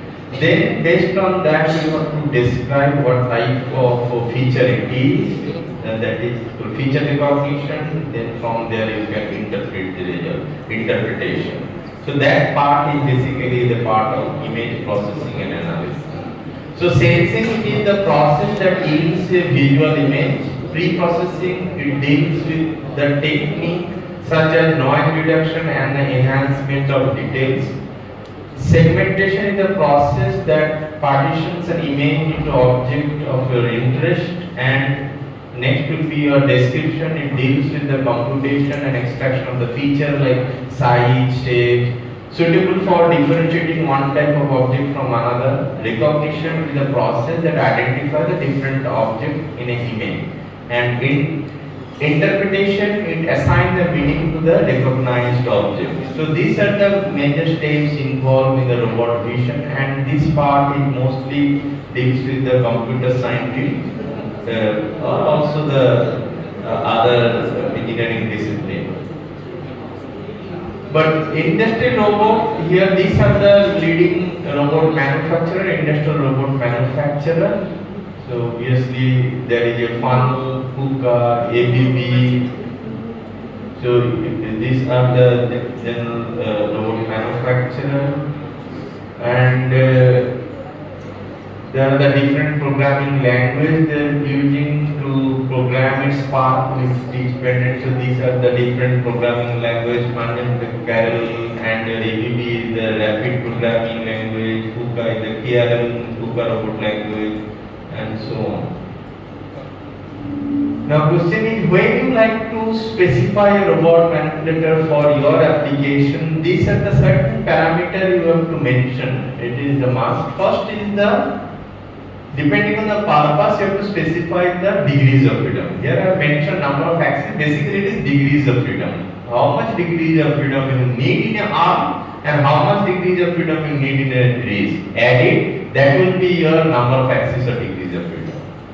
Obviously it starts from 4 only, not 3. 3 degrees of freedom is only arm, there is no risk. Generally there are no such application. Even if it is application, you can use 3 degrees of freedom.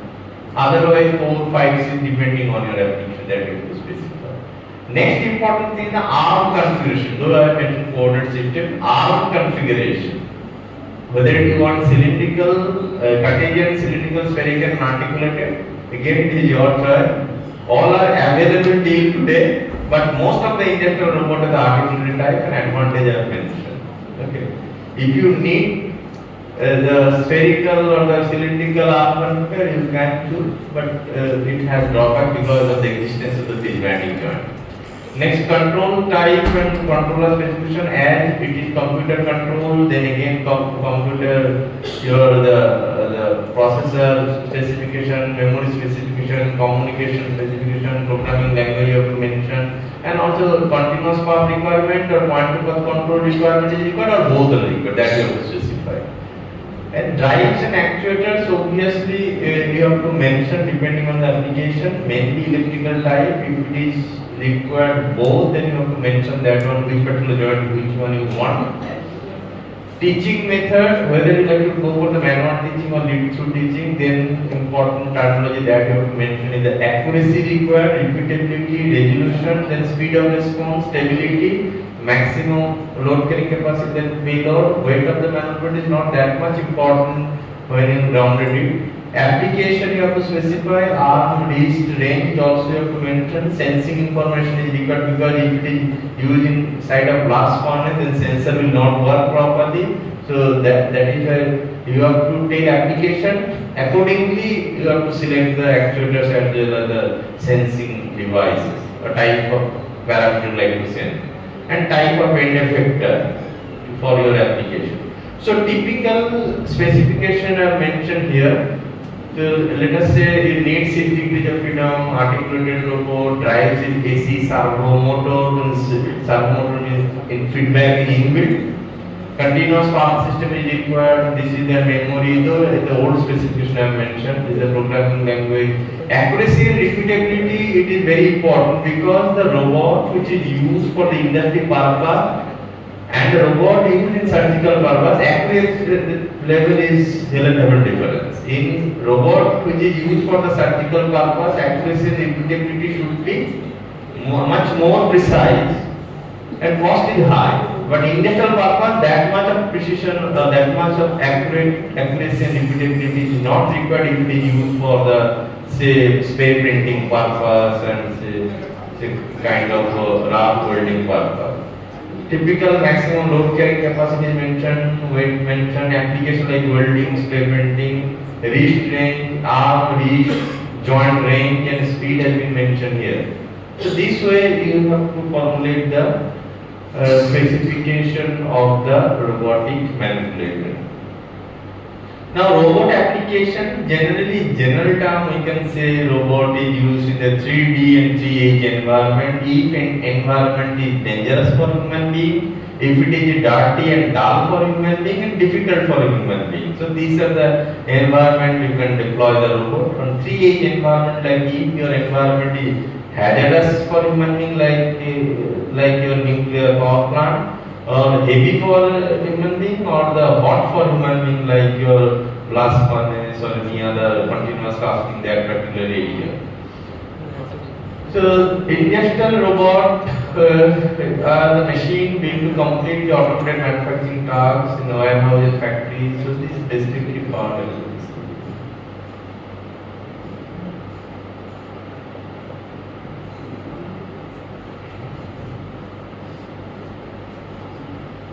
So these are the few applications have been mentioned here.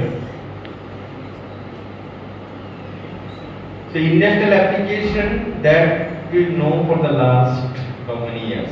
60 years is used for the material handling purpose, the machine loading, unloading, material transfer purpose, processing purpose, like R-coding, the first robot used for this purpose only, spot welding purpose, spray printing, machining, assembly application, okay, inspection purpose. Here we like to show you one application of the industrial robot. Friction stir welding. Friction stir welding using the robot. The video I have taken from the IIT Kharagpur Professor S.K. Pal lab. So from there I just have taken this video. So you see another application of industrial robot in the relatively modern manufacturing technique, the friction stir welding, to join the solid state welding or joining the two dissimilar material plane. So this is the typical industrial robot. Kuga is the manufacturer, is the articulated arm configured robot. Other sector, other application, health sector like patient caring, monitoring, microsurgery, rehabilitation robot, that part Dr. Amana will highlight that one. Replacing the pet, that is whole-legged robot for entertainment purpose, for security, for cooking. So these are the different sector robots we use. Now other service like your firefighting, disaster recovery, traffic control, that for the research exploration like undersea exploration, space exploration, nuclear research, geographical exploration, under mines exploration. So this area like under mines exploration, undersea exploration, this particular area, robotics research is carried out mostly in sea air as developed extensively in the last 30 years. But in developed country, there is a robot is used for agricultural purpose like animal shearing, packing, sorting, plow.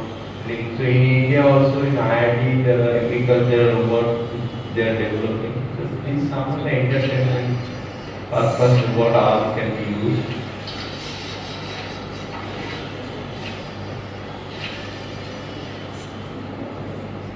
Tomorrow we'll discuss about another interesting application of industrial robot in additive manufacturing. So that part will be the tomorrow's talk. So we'll speak today.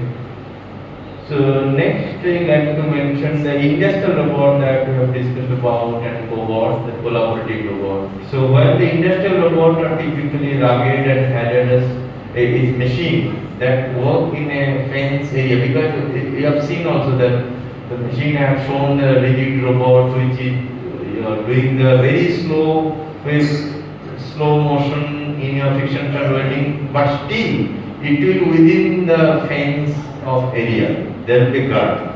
No such operator should do within that. Nobody knows what happens.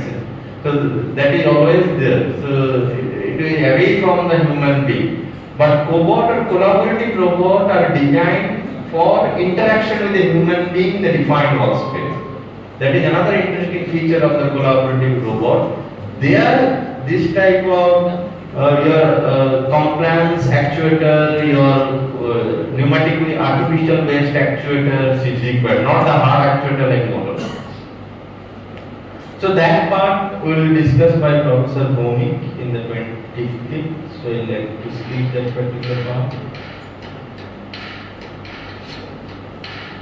So I like to show you that some videos on collaborative robots.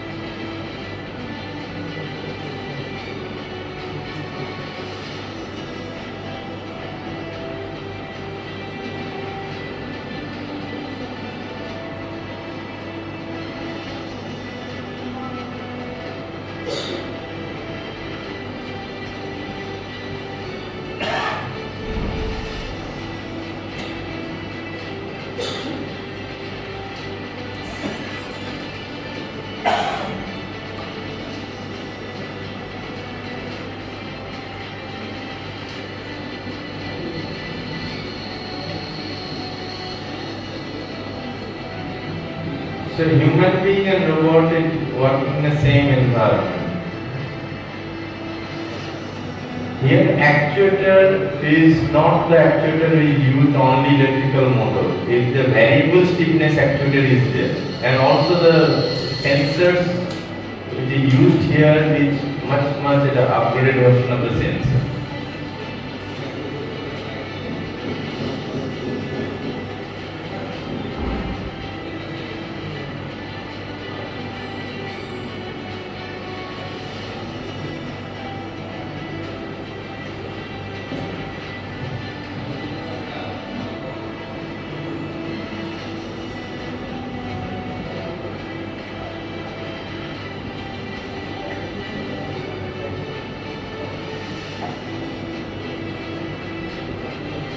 The robot and human being both are working in a defined area.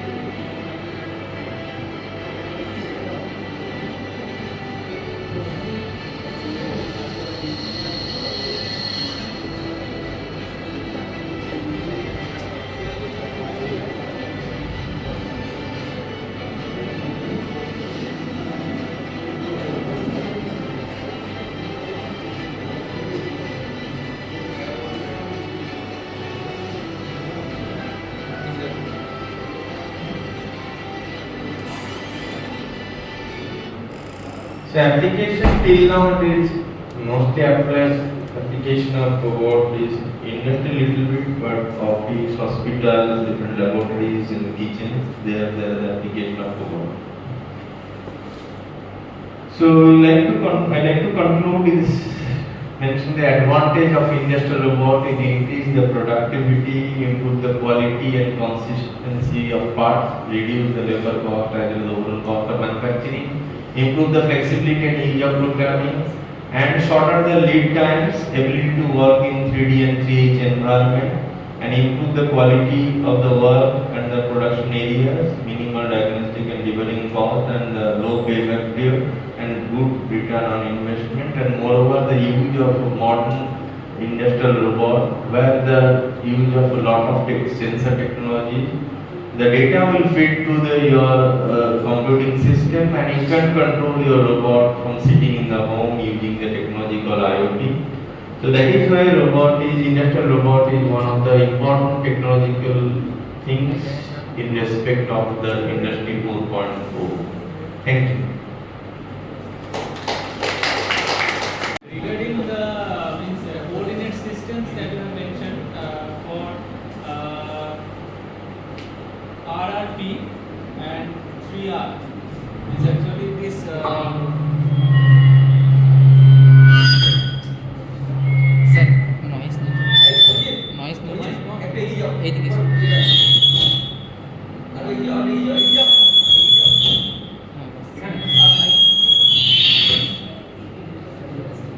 Okay,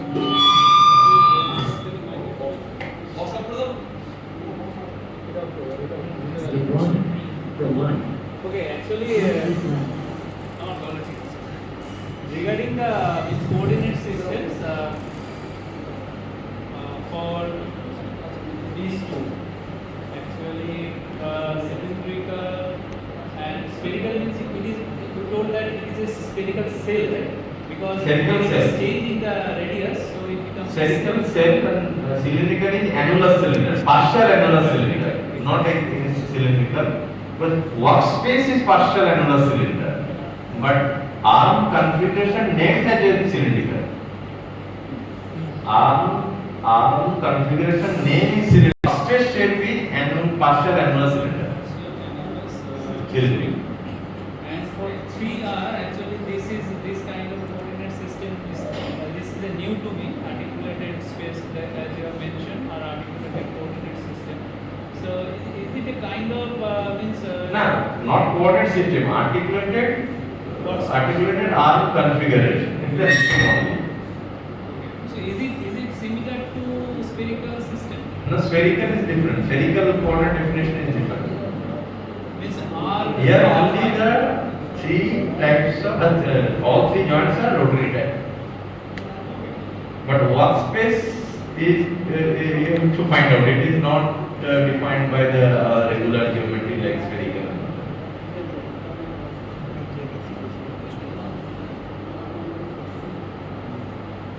Means is it, as I understand that this is a kind of entangled space, right? Means as the arms goes.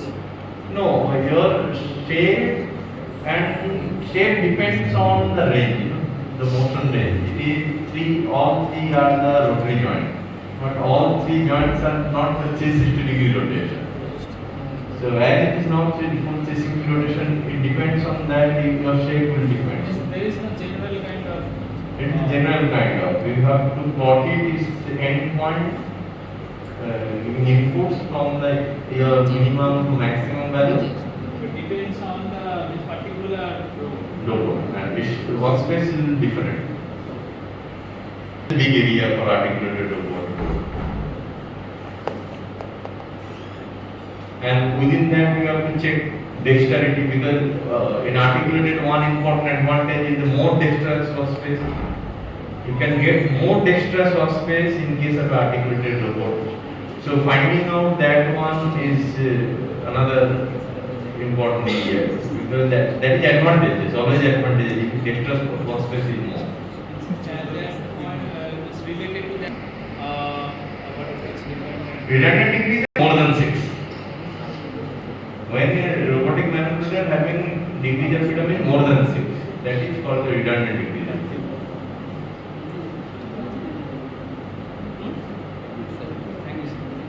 Thank you. Anyone else want to ask a question? I have a very basic question. What is the basic difference between automation and robotics? Anything that is automated, that is robotics, we can say. Robotics is the automation is the broader term. Within that a subset is the robotization. So, sir, what is the basic idea or basic phenomena so that we can call it a robot or it cannot be a robot? No, robot definition, industrial robot definition I have already mentioned. It is the device, it is a multifunctional, reprogrammable multifunctional manipulator. But automation is the technology concerned where computer is used to control the different machines and different processes. One such machine is a robot. What about CNC and DNC? It is under automation.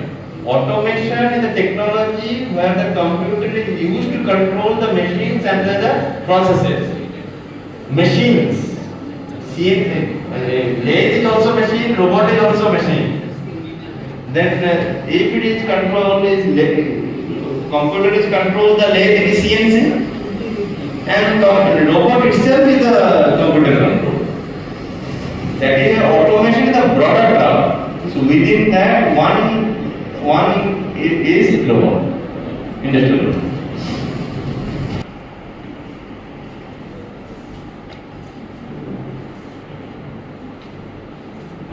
people. Photos in